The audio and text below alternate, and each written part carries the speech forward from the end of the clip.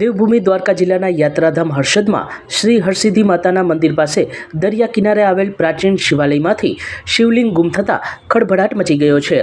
SP Nitesh Pandey સહિતનો police કાફલો ઘટના સ્થળે દોડી ગયો હતો. તપાસ દરમિયાન દરિયાકાંઠેથી થાળું મળી આવ્યું હતું, પરંતુ શિવલિંગની શોધખોળ ચાલુ છે.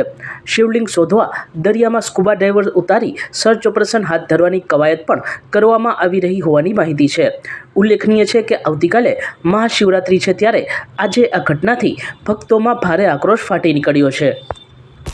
પૂજારીજી, શિવરાત્રિના એક દિવસ અગાઉ જ મંદિરમાંથી શિવલિંગ ગાયબ, શું બનાવ્યું?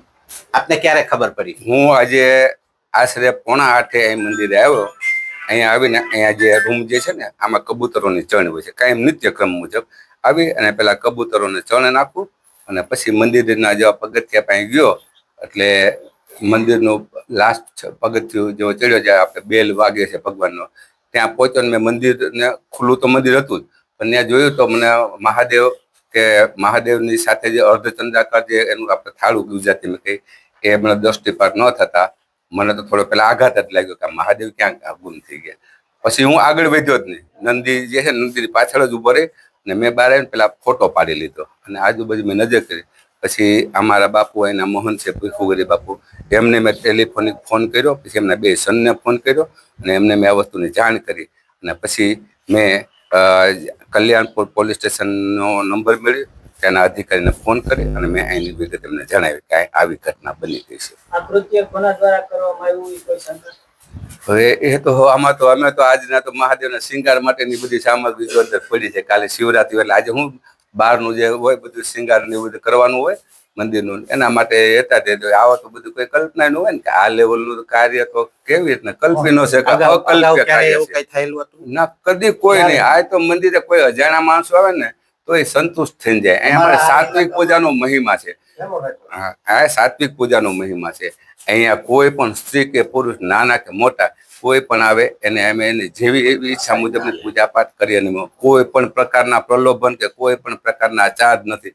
ઇવન પૂજારી પહેલેથી જ કહી દે છે કે ભાઈ તમે દક્ષિણા માટે હું તમને પૂજા કરાવતો નથી, તમને પૂજા કરાવી એ મારું કર્મ, ધર્મ અને કર્તવ્ય રહેલું. તમને જે એમાં સંતોષ થયો ને પૂજા કરવી, એમાં અમારી દક્ષિણા પહેલેથી ઢગલાબંધ છુપાયેલી, એટલે ભાવથી પૂજા કરો. આ કોઈ લૂંટારાનું મંદિર નથી, આ તો મહાદેવનું મંદિર છે. પોલીસ દ્વારા શું કાર્યવાહી કરવામાં આવી? હવે એ લોકો એની રીતે જે કાર્યવાહી કરતા હોય એ બધું ચાલે જ છે. બધું કેટલા વર્ષ પ્રાચીન છે આ પૌરાણિક મંદિર? આ મંદિર તો ઘણું બધું પ્રાચીન છે. આમ તો તમે આને જો જૂના મંદિરો જુઓ તો અહીંયા મંદિરો તો આમ કે 7મી ને 8મી સદીના પથ્થરોના અવશેષો મળેલા છે. ઘણી વખત આના અવશેષો. મહાદેવનું અર્ધનારેશ્વર સ્વરૂપ છે. અહીંયા મહાદેવનું અર્ધનારેશ્વર સ્વરૂપને કારણે મહાદેવની ઉપર ગંગા ધારા ઉતરતી નથી અને ગંગા જળાભિષેકનો મહિમા અને શિંગારનો મહિમા, આ 2 વસ્તુ કાયમી થતી. કોઈ પણ આવી અને પૂજા અમે શિંગાર તો મહાદેવને જળાભિષેક તો અડધી રાત પણ કરી શકીએ. आज सुबह के टाइम हर्षद में दरिया के किनारे एक भीड़भंजन महादेव का मंदिर है. उसमें सुबह के टाइम जो है यहाँ के जो स्थानिक पुजारी है, उन्होंने पुलिस को ऐसी इन्फॉर्मेशन दी थी कि जो भी यहाँ शिवलिंग है, भगवान शिव का जो शिवलिंग है, उसको किसी ने पूरी खुदाई करके वहाँ से अभी गायब कर दिया था.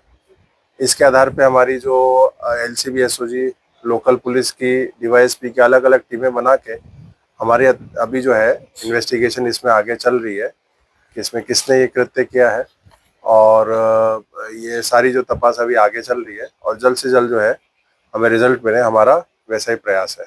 तपास में कहीं समय આવ્યું છે?